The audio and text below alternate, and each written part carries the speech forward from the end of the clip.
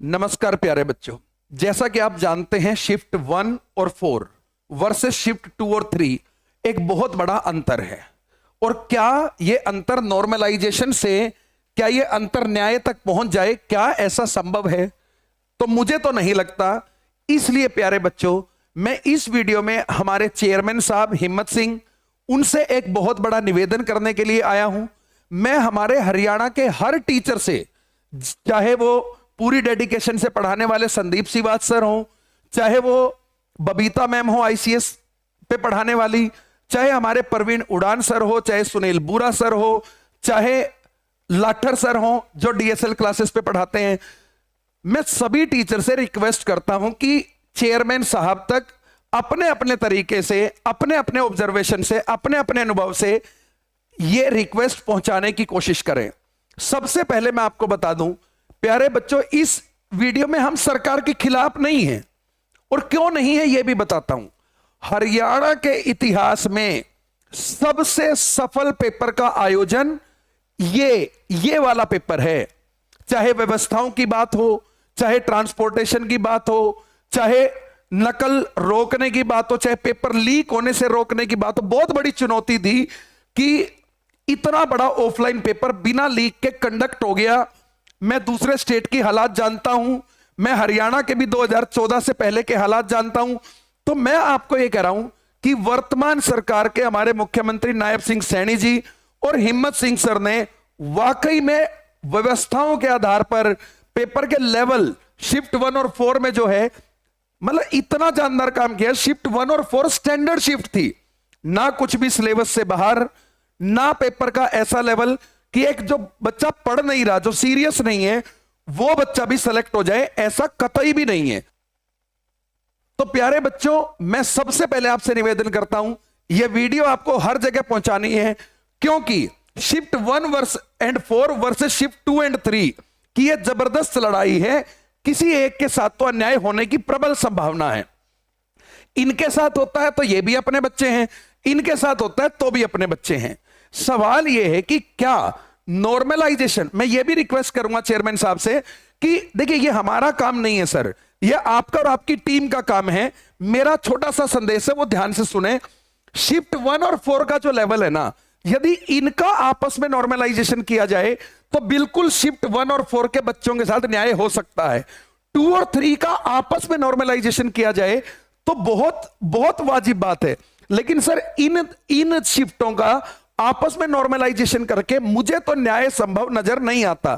Sir हमने पूरी मेहनत से बच्चों को पढ़ाया, आपके एक आदेश पे हमने कोचिंग बंद रखी, हमने सर एक अपने टीचर को भी व्हाट्सएप पे पेपर नहीं भेजा कि भाई सॉल्यूशन तैयार कर ले। वो भी अपने चारों शिफ्ट तैयार होने के बाद 2 लोगों ने ऑफिस में बैठ के तैयार किए कि भाई अब अपनी तरफ से क्या कर सकते हैं। तो सर आपकी इस मुहिम में, प्रदेश को बेहतर बनाने की, व्यवस्थाओं को बेहतर बनाने की मुहिम में हम आपके पूरी तरह साथ हैं, और हमें आपसे उम्मीद है, इसलिए हम ये वीडियो बना रहे हैं कि सर आप एक एक्सपर्ट कमेटी बैठाइए और एक्सपर्ट कमेटी को चारों पेपर आप दीजिए। देखिए सर, हरियाणा में अलग अलग कैटेगरी हैं। कोई बच्चा फिजिकली हैंडीकैप है, कोई बच्चा एससी कैटेगरी से है, कोई डीएससी कैटेगरी से है, कोई बच्चा एसटी कैटेगरी से भी है, कोई बच्चा ओबीसी से है, कोई जनरल से है, कोई ईडब्ल्यूएस से है। ऐसे में कट ऑफ अलग अलग रहने वाली हैं, और नॉर्मलाइजेशन के नंबर तो सभी कंडीशन में लगभग इक्वल जाते हैं। तो ऐसा नहीं था कि शिफ्ट 1 और 4 में कोई बच्चा 30-40 क्वेश्चन भी नहीं कर सकता था, 35-40-50 क्वेश्चन कोई भी कर सकता था। अब यदि उनको नॉर्मलाइजेशन का बेनिफिट ज्यादा मिल गया तो वो तो शिफ्ट 2 और 3 वाले बच्चे भी ऐसे नहीं है कि 90-95-92 ले लेंगे। ठीक है, कुछ 2% बच्चे इतने नंबर ले लेंगे, लेकिन सर बड़ी संख्या में तो बच्चे 60, 65, 70, 75, 80 तक रह जाएंगे, और एवरेज स्कोर इन शिफ्ट का ज्यादा होगा, इनका कम होगा। तो ये सर नॉर्मलाइजेशन से हमें संभव नजर नहीं आता। अब सर हमारे पास सॉल्यूशन नहीं है, क्योंकि हम पढ़ाने के एक्सपर्टीज हैं, हम सर इस चीज के एक्सपर्टीज नहीं है कि भाई नॉर्मलाइजेशन क्या होता है, परीक्षा कंडक्ट कराने के हम एक्सपर्टीज नहीं है। इसलिए सर मेरी आपसे निवेदन है कि आप इन चारों शिफ्ट को ऑब्जर्व करने के लिए एक कोर कमेटी बनाएं, और उसके बेस पे सर आप कोई ना कोई ऐसा निर्णय लें जिससे सब बच्चों के साथ न्याय हो। सिर्फ नॉर्मलाइजेशन से न्याय होता हुआ नजर नहीं आता। सर मानते हैं बहुत बड़ी व्यवस्थाएं हैं, पेपर दोबारा कराना संभव नहीं है, लेकिन सर आज हम उम्मीद की नजर से किसकी तरफ देखें सर? सर आपकी तरफ ही देखेंगे सर। 1 और 4 का लेवल और 2 और सर एक्चुअली मैं इसको लेवल नहीं कह रहा सर, ये स्टैंडर्ड है, ये हमारी पहचान है, ये हरियाणा का सबसे शानदार पेपर है, ठीक है, यही होना चाहिए सर। पढ़े लिखे बच्चों को सिलेक्शन तक ले जाने के लिए यही होना चाहिए। लेकिन सर इनमें बिल्कुल मैं आपको बता रहा हूं सर, ऐसे बच्चों से हमारी बात हुई है, बच्चे खुद कह रहे हैं कि सिर्फ 15 दिन पढ़े और 78 नंबर आ गए। अभी मेरे पास पंचकुला से एक फोन आया था हमारे बच्चे का, बोला सर मैं तो लास्ट के 15 दिन में थोड़ा बहुत पढ़ा था और मेरे 78 नंबर हैं। लेकिन सर यहां तो 70 नंबर मुझे लगता है 1.5 साल से जो बच्चा पढ़ रहा है उसके भी हैं। तो सर एक तरफ वो बच्चा है जो 2022 के बाद से लगातार पढ़ रहा है, एक तरफ सर वो बच्चा है जो पिछले 2-2.5 महीने से पढ़ रहा था। सर ये बिल्कुल न्याय की लड़ाई है।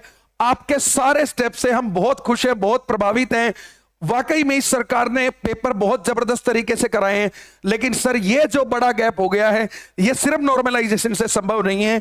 सर मैं आपसे निवेदन करता हूं कि आप बच्चों के सामने भी आए और इस बात के ऊपर स्पष्ट बात भी करें। लेकिन सर सिर्फ नॉर्मलाइजेशन इसका सॉल्यूशन नहीं है, क्योंकि नॉर्मलाइजेशन से मुझे यहां बहुत बड़ा इनजस्टिस होता हुआ नजर आ रहा है। तो सर आप देखिए, आप कोर कमेटी के साथ बैठ के कैसे इस जो एक छोटी सी कमी हमसे जाने अनजाने में रह गई कि इसका कैसे समाधान कर सकते हैं।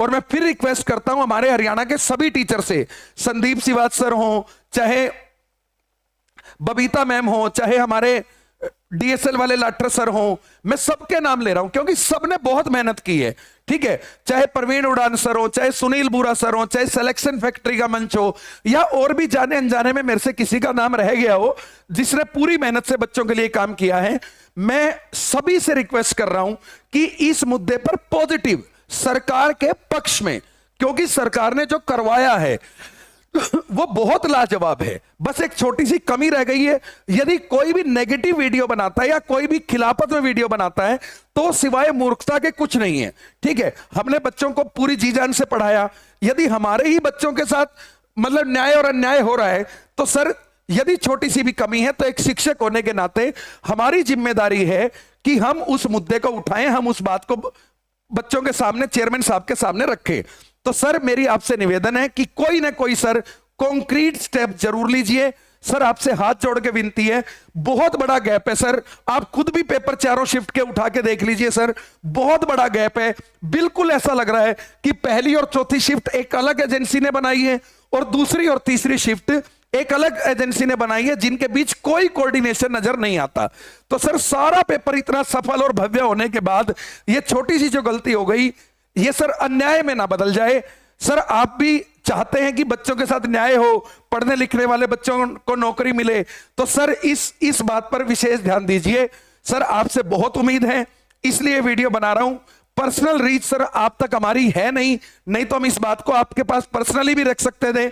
हमने पूरी कोशिश की है कि हम आपके एक एक शब्द के अनुसार चलें। और सर हम यूट्यूबर नहीं है, हम शिक्षक हैं सर, इसलिए हमारा दायित्व है कि जब हम बच्चों के साथ जस्टिस की लड़ाई नहीं लड़ पाएंगे तो फिर हमारे होने का क्या फायदा है। तो मैं सभी मेरे भाइयों से, हमारे टीचर से, हमारे बच्चों से यह निवेदन करता हूं, इस वीडियो को हर जगह पहुंचाएं, क्योंकि ऐसा भी हो सकता है 1 और 4 के साथ बड़ा फायदा हो जाए और 2 और 3 के साथ अन्याय हो जाए। ऐसा भी हो सकता है 2 और 3 के साथ अन्याय हो जाए और 1 और 4, मतलब दोनों स्थिति हो सकती है। मैं शायद सेम बोल गया, ठीक है। तो मुझे उम्मीद है कि यदि आप इस मुहिम में हमारे साथ हैं तो सभी टीचर्स तक संदेश पहुंचाइए, चेयरमैन साहब तक संदेश पहुंचाइए। और बहुत लाजवाब पेपर हुआ है, मतलब कमी नहीं थी कोई भी, ठीक है, इसे फेलियर नहीं।